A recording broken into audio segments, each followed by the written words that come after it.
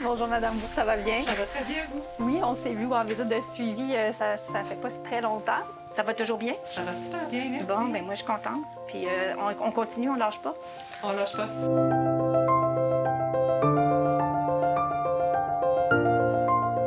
Madame Bourque, on se connaît quand même depuis longtemps, depuis 2019. Bonjour, je m'appelle Isabelle Gingras, je suis hémato-oncologue à l'hôpital du Sacré-Cœur de Montréal. J'ai fait une spécialisation de 1 an en Belgique en cancer du sein, entre autres en traitement du cancer du sein, mais aussi en recherche clinique. Et depuis 2015, je travaille à l'hôpital du Sacré-Cœur de Montréal, surtout dans le domaine du traitement du cancer du sein. Voulez-vous nous raconter un peu comment a été découvert chez vous le cancer du sein et comment vous avez reçu ce diagnostic à l'époque? Je passais des examens annuels aux 2 ans, la mammographie, la fameuse mammographie. Ils ne l'ont pas trouvé. J'ai eu une bosse externe qui a apparu sur le sein. Alors, c'est suite à cette bosse-là que j'ai commencé les démarches pour trouver c'était quoi, pour finalement avoir le diagnostic là, du cancer du sein. Bonjour, moi, c'est Arlette Bourque. Je suis analyste d'affaires et j'ai eu un cancer du sein. J'ai été traitée à l'hôpital du Sacré-Cœur avec le docteur Gingras. Mon souvenir, par contre, je me rappelle, c'est que vous m'aviez dit que j'étais pour avoir de la chimio avant l'opération. Puis là, c'était comme, non, enlevez-moi cette bosse-là maintenant. Puis là, vous m'aviez expliqué dans le processus du type de cancer que j'avais, valait mieux que j'aille la chimio en premier. Je peux peut-être expliquer un peu aussi pour Marianne. Donc, Bonjour, mon nom est Marianne Capobianco. Je suis infirmière de recherche en hémato-onco. Le tout a commencé en 1994, lorsque j'ai travaillé 10 ans sur un département d'hémato-onco. Lorsqu'une de mes collègues m'a suggéré la recherche, est-ce que ça te tente de travailler en recherche? Pour moi, c'était complètement qu'est-ce qu'on fait comme infirmière de recherche? Qu'est-ce que je vais faire là-dedans? Et malgré, j'ai essayé, et depuis ce temps-là, et ça fait maintenant 28 ans, et je suis en recherche clinique. donc, je me souviens très bien là, quand on s'est vu initialement. Vous avez un type de cancer du sein qui s'appelle un cancer du sein triple négatif. Donc, on appelle triple négatif parce que ça n'exprime pas un des 3 marqueurs pour lesquels on a des thérapies ciblées à l'heure actuelle. Donc, on parle des 2 récepteurs hormonaux, estrogène et progestérone, et du récepteur HER2. Donc, chez vous, aucun des 3 n'est exprimé.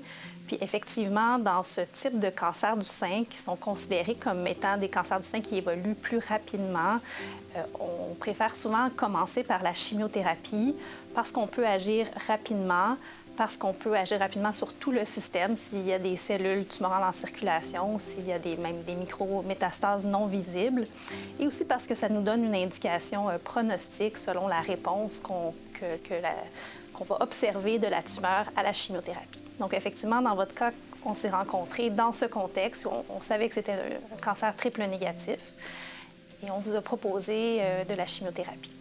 Je pense qu'on avait discuté un peu de recherche aussi initialement. Oui. La première fois que vous me l'aviez dit, je l'avais mal compris. Je pensais que c'était un traitement qu'un traitement exploratoire. Fait que là, c'est comme, non, on va y aller avec des valeurs sûres. La chimio, c'est connu. Les résultats, normalement, sont bons. Fait qu'on va aller avec ça. C'est plus tard, vous me l'avez reparlé. Puis je me rappelle très bien d'avoir dit, ah, OK, je vais prendre un tout inclus, incluant la recherche.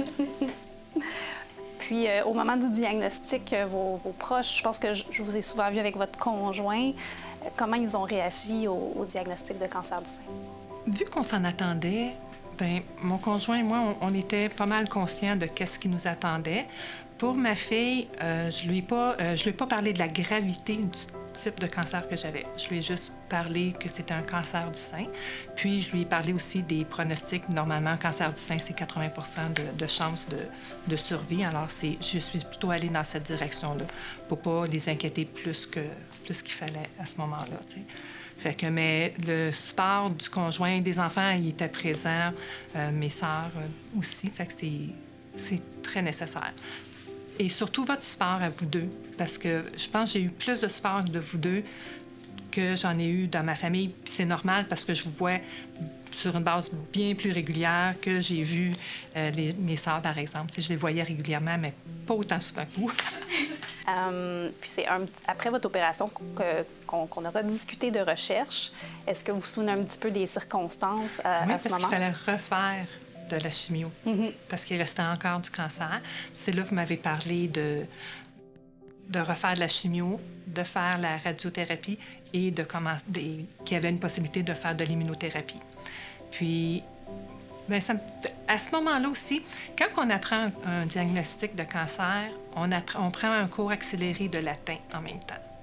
On nous parle comme les trois facteurs, les 2 R. On ne connaît pas ça. Qu'est-ce que ça veut dire? Il faut faire des recherches. On va sur Internet. Puis, rendu à cette étape-là, j'étais plus... pas plus en contrôle, mais j'avais plus de connaissances. Puis c'est à ce moment-là aussi que j'ai réalisé la gravité du triple négatif. Puis c'est à ce moment-là aussi que, quand vous m'avez parlé de l'immunothérapie, j'ai besoin, je veux avoir tous les outils nécessaires pour pouvoir passer au travers. C'est comme ça que j'ai décidé d'aller de l'avant avec l'immunothérapie. Donc, effectivement, comme vous vous souvenez évidemment très bien, on a fait d'autres chimiothérapies après l'opération parce qu'au moment de l'opération, il restait dans le spécimen chirurgical de la tumeur. Donc, elle n'était pas disparue complètement avec nos traitements de chimiothérapie. Donc, on a fait d'autres chimios, on a fait de la radiothérapie et c'est après qu'a été le moment du protocole de recherche. Je ne sais pas si, Marianne, tu te souviens la première fois où tu as rencontré Mme Bourque? Oui, je m'en souviens de la première fois. C'est parce que suite à toujours, après avoir, tu as parlé du protocole et par la suite, on la rencontre par la suite toujours. Et oui, et c'est là, je pense que la rencontre, c'est une rencontre importante, je pense, justement, en tant qu'infirmière de recherche, parce que c'est à ce moment-là qu'on a notre premier contact. C'est là qu'on explique tout, là, aussi, du déroulement de l'étude, les déplacements qui doivent avoir lieu, les effets secondaires. Puis les patientes, ils ont toujours une petite crainte, une petite peur. Mais Mme Bourque était vraiment... Moi, j'embarque, je te le dis tout de suite, j'y vais. Puis elle est partie avec le consentement, prendre le temps de tout regarder ça. Et finalement, aussi, on est là. On était, je pense, présente comme personne responsable. Puis... je veux dire, on a développé une certaine confiance entre nous deux. Une relation s'est faite aussi. Puis ça se bâtit. Puis je pense que c'est vraiment la première rencontre qu'on peut voir ça aussi.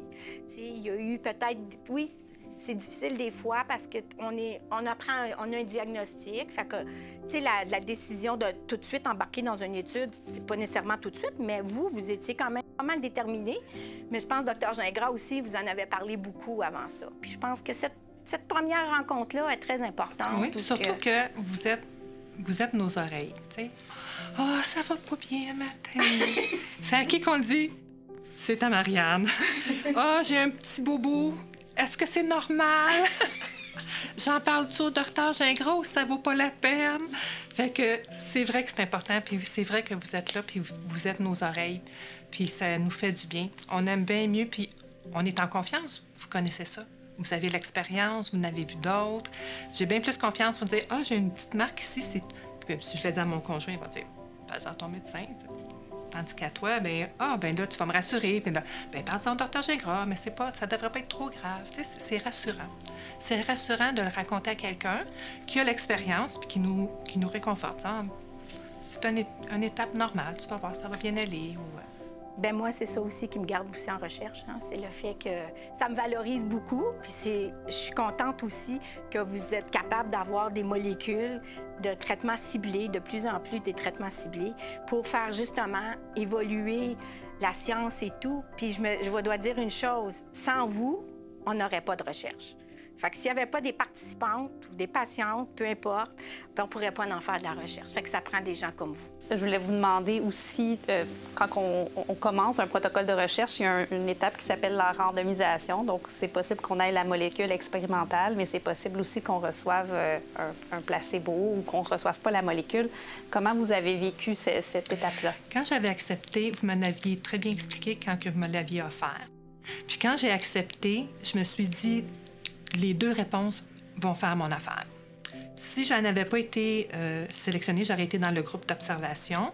J'avais quand même le bénéfice d'être suivie de très près par vous pour une période de 10 ans. Juste ça, c'était une consolation. Puis, j'ai eu la chance d'avoir été sélectionnée. Puis là, c'est encore mieux. Fait que j'ai et le suivi et j'ai eu la chance d'avoir la molécule. Fait que... Est-ce qu'il y avait des gens autour de vous qui étaient plus en désaccord avec la recherche ou que ça inquiétait davantage? Je pense pas, parce que la façon que j'ai annoncé, premièrement, je leur ai pas demandé leur avis, je leur ai annoncé. Voici, je vais faire partie d'un protocole de recherche. Puis, j'étais déjà convaincue. Fait que je participe à un protocole de recherche. C'est quand même super positif. Déjà, grâce à la popularité des cancers de poumon, justement. Fait que moi, je dis, ben, bonne chance. Et là, on est donc presque plus que 6 mois depuis la fin de tous vos traitements. Comment ça va? Ça va super bien. Je suis encore sur une pente montante. J'ai pas tout récupéré mon énergie. J'ai pas tout récupéré tout ce que je faisais autrefois, mais je suis quand même retournée. Je suis maintenant au travail à plein temps et j'ai recommencé mes activités physiques. Alors, retour à la course. Tranquillement, je reviens à ce que je faisais avant. Pas tout à fait encore, mais ça s'en vient, ça s'en vient. Donc, quand même, on est à presque plus que 3 ans du diagnostic et sans aucun indice de rechute. Donc, ça, c'est certainement très positif. Puis, entre-temps, on a commencé à avoir des données pour l'immunothérapie dans un contexte de cancer du sein triple négatif de stade précoce, comme vous. Et puis, effectivement, les données démontrent qu'il y a un bénéfice. Donc, vous avez eu accès à cette molécule avant qu'on ait ces données, mais c'est la recherche qui a permis de confirmer qu'il semble y avoir un bénéfice là, pour votre catégorie là, de cancer. Puis, Marianne, ça fait 28 ans que tu fais de la recherche. Je pense que tu en as vu passer beaucoup des molécules qui ont changé la pratique puis qui ont rendu des pratiques standards maintenant. C'est ça qui est le fun aussi, qui est agréable, c'est que maintenant, c'est ça, tu les as vues vraiment en recherche, les molécules. Puis là, maintenant, tu te dis, ou même les protocoles, les études, tu dis, j'ai participé dans cette étude-là. Hey, la molécule est maintenant disponible.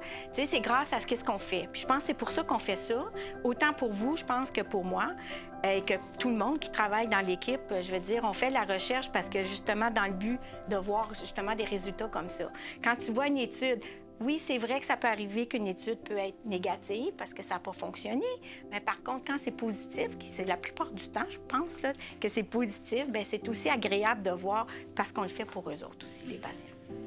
Ah, c'est le fun. Ah, c'est le fun d'entendre. Moi, je suis contente. Et nous, de notre côté, dans le département d'hémato-oncologie, mais aussi beaucoup dans le département de recherche, donc on est très content aujourd'hui d'avoir fait cette vidéo dans le contexte du colloque pour le consortium McPick-Sirois. C'est tout nouveau que l'hôpital Sacré-Cœur est un membre affilié du consortium.